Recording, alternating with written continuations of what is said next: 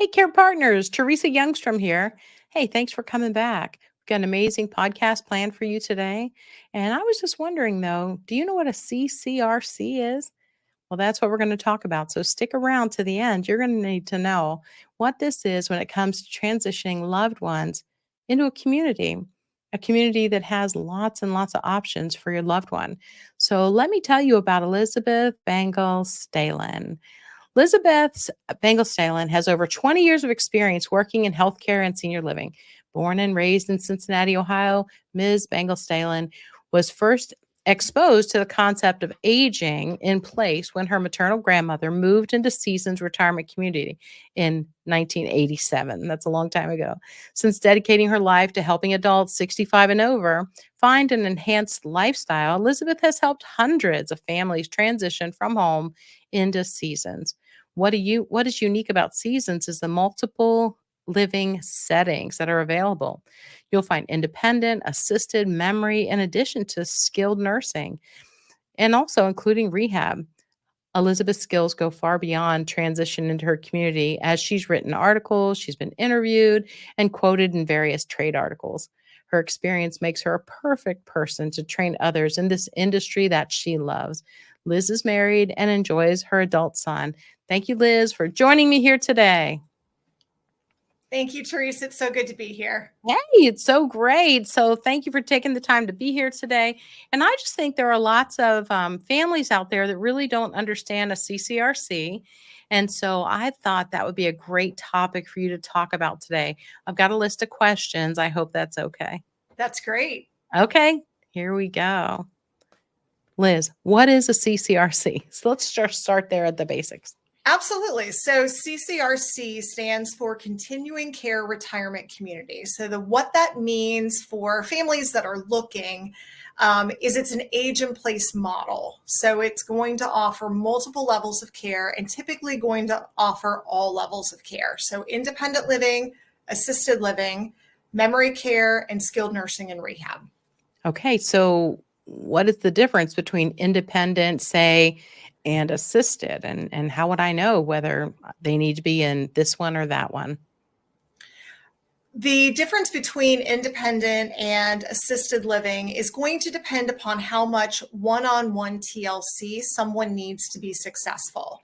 So to start with independent living, the idea of independent living is to give the person living at the community all of the independence that they're looking for, but giving them some supportive services in order to take off some of the burdens of maintaining a home. So a lot of people think of independent living as maintenance-free living.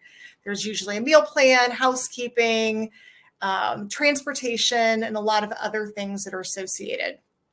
Where assisted living comes into play is when there is direct care staff that's providing some sort of one-on-one TLC when it comes to caregiving. So if I have a loved one who's starting to struggle with remembering medications and starting to get a lot of those pill bottles confused, that might be assisted living because there will be a nurse who will be providing those medications, making sure they're filled, and also talking to the pharmacy in the event that there are any interactions that they're starting to see with other medications. It could be something as simple as, I just don't have as much balance as I used to. So I want somebody there with me when I'm getting ready in the morning, maybe some assistance with the shower. So between independent and assisted, you're really just looking at someone who's going to be providing a little extra love just to you versus an entire dining room full of people, if that makes sense. And I'm explaining that in a way that helps to illustrate that. Yeah. And so do they get to stay in their current apartment? It's going to depend on the community that you choose. Okay. So assisted living licensure is based upon the actual physical building, so that structure. So it's going to depend on the building. Typically, a building where you do not have to move is going to be fully licensed as an assisted living, though they may have some step down, entry level style living, which would be the independent living.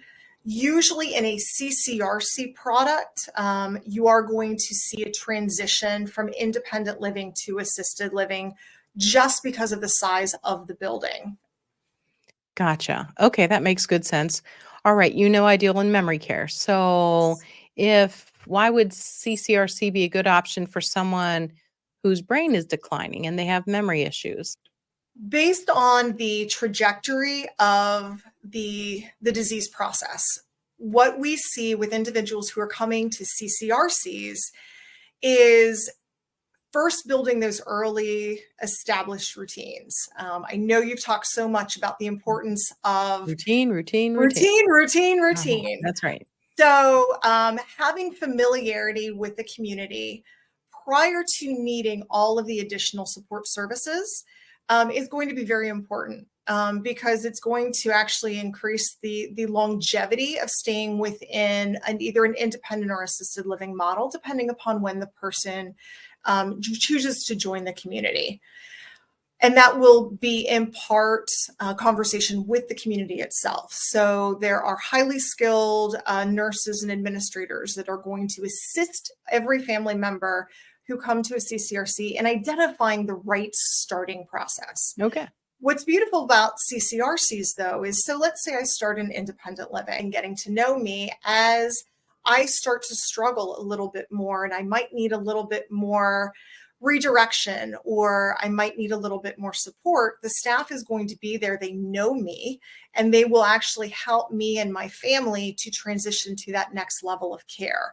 But it will be the same care team that I've seen all along in a community that I'm familiar with. Well, that's beautiful. So that's how you guys make it easier for a loved one to transition, especially if they have dementia. Yep, absolutely. Okay. Why is access to a skilled nursing facility important in a CCRC when we're making the move to a community? I get asked that question a lot when I'm showing the community to prospective families and prospective residents. So there are a couple of really interesting things about skilled nursing. But the first is skilled nursing, and skilled nursing as an industry is the second most regulated industry in the United States after nuclear power. So it's a great trivia fact, but it's also really, really important because it means that there is such a microscope on that particular community that has that skilled nursing, that in general, communities that have skilled nursings but also have other levels of care, they tend to have a lot more attention to certain things that are going to be watched by the government, because Medicare is very, very involved in skilled nursings. So I love that, just because that because it's so regulated, they're going to be on top of their game. And I love That's so that for important. my loved one. I love that for my loved one. Yeah. The other thing that's important, and this comes from, especially when there are couples that are transitioning, when there's a skilled nursing, we never know what tomorrow is going to hold. And I may be perfectly fine today. I have a fall, I break my hip, and I end up needing to have a rehab stay. For someone who has a spouse, it means that I am still on the same campus and my loved one is going to be able to come to see me, which makes it so much easier. But the other piece of it too is kind of circling back to what we talked about earlier.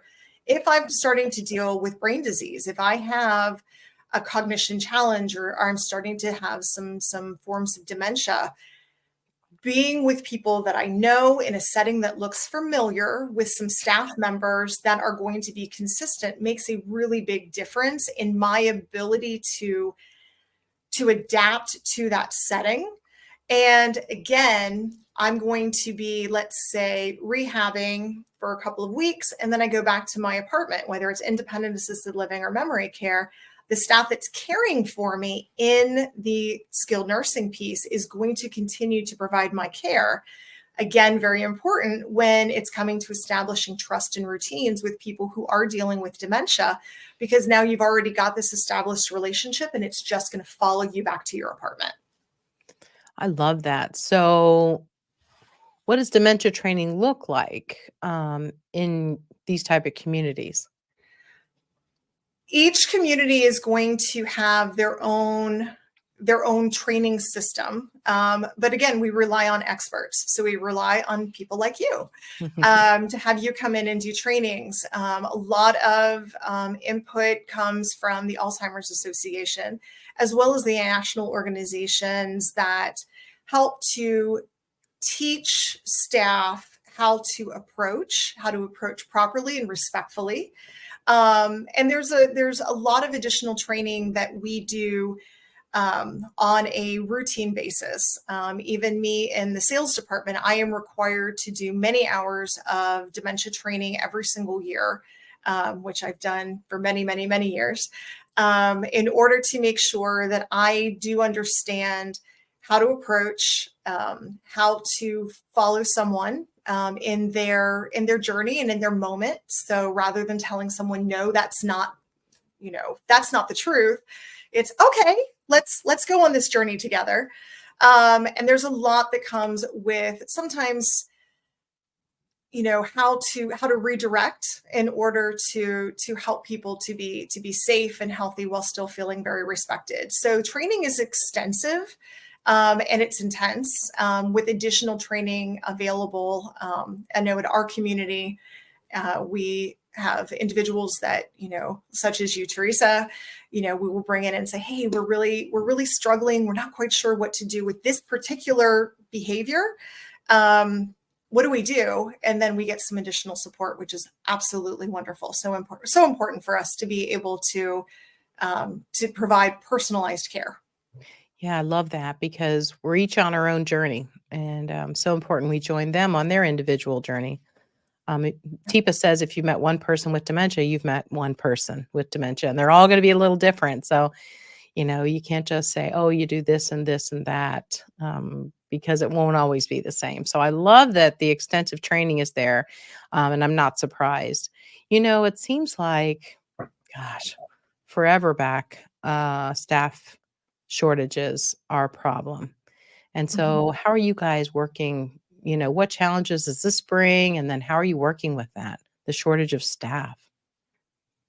That is definitely a story that you hear over and over, not just in healthcare, in all industry at this point. But healthcare is so important because consistency is so important. So I will say at Seasons, we're so incredibly lucky to have over 80 staff members who have been with us for 5 years or longer. Many of our directors, 10 years or more.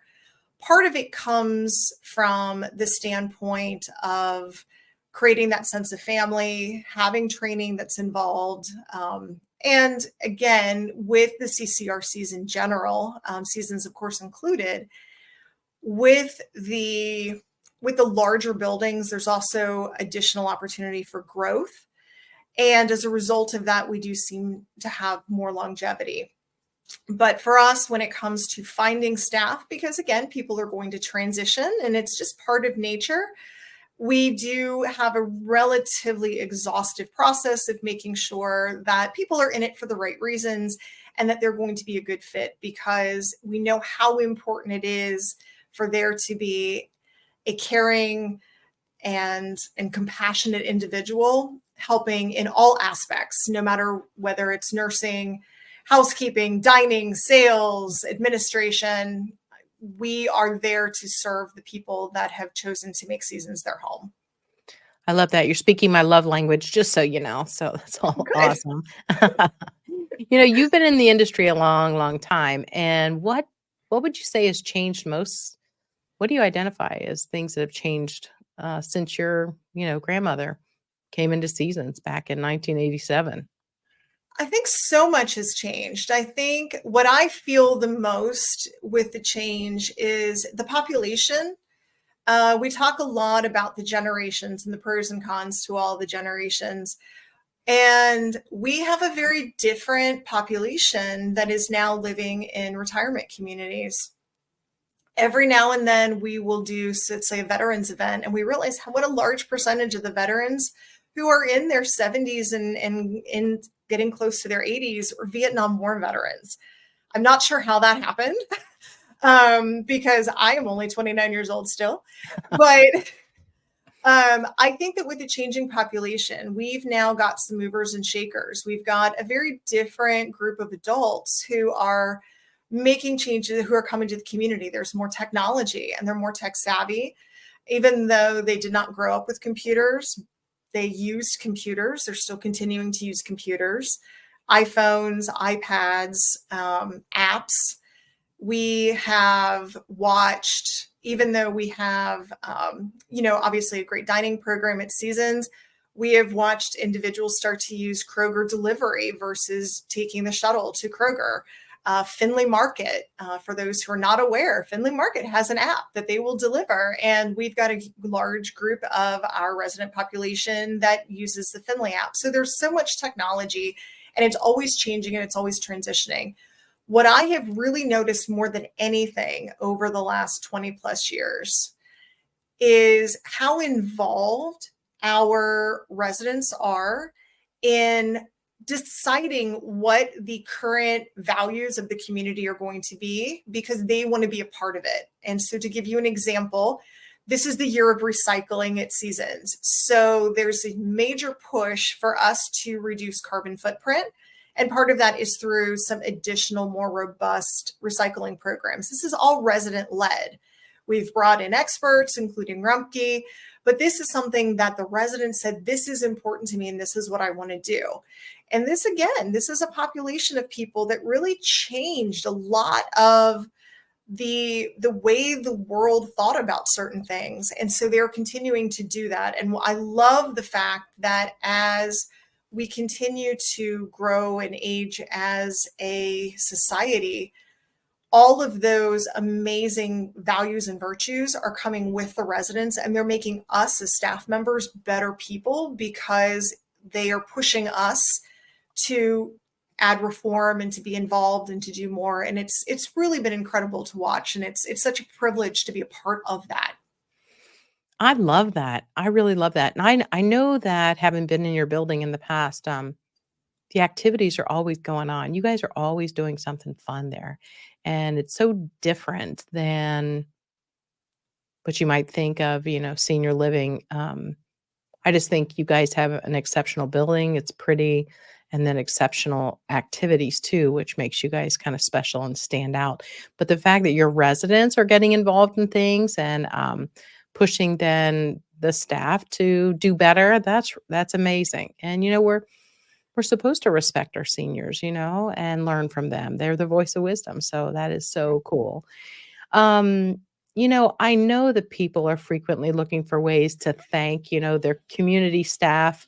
What have you seen families do since staff members really aren't allowed to, accept a tip? What do you tell people to do? So there are a lot of different things that can be done. I think sometimes just the form of a thank you is huge. We always encourage our families or staff members, our families or our residents to nominate an outstanding resident for Employee of the Month, or perhaps even do a positive Google review about that person, gets some light shed on this wonderful individual that has, done something loving. I've also seen large scale, just thank you. There was a family member who was with us for many years while her mom was with us, and she would bring Holtman donuts to the team once a week, which was, obviously really appreciated. When you do things as a group, it's okay. But more than anything, it's that personal one-on-one thank you. I think that's really what goes so far because, there's not always a lot of grace and a lot of thanks in this world. And so just hearing, thank you, I see you, I appreciate you doing my job or doing your job and helping me. That's so important. You can always reach out to the management and ask if there is something that you are able to contribute to. So for example, Seasons, many years ago, pre-me, I've only been at Seasons for 10 years, but pre-me, a resident fund was established for the holidays, and it's run completely by the residents. The only thing that the Seasons staff has anything to do with is providing a list of names and whether they're full or part-time to the residents. And then they all collect money and they do a gift to say thank you. A lot of communities have things like that. And it's just something specifically done by the residents. Other communities will have staff parties that sometimes residents are allowed to participate in or donate to. It really is going to depend on the community itself. But again, never underestimate the power of a thank you. And a thank you note goes a long way because nobody gets cards anymore. True. So if just a handwritten card is really, really a special thing nowadays. Yeah, we just text. Yes. Yeah. Yep. So, and a senior probably would want to send a card.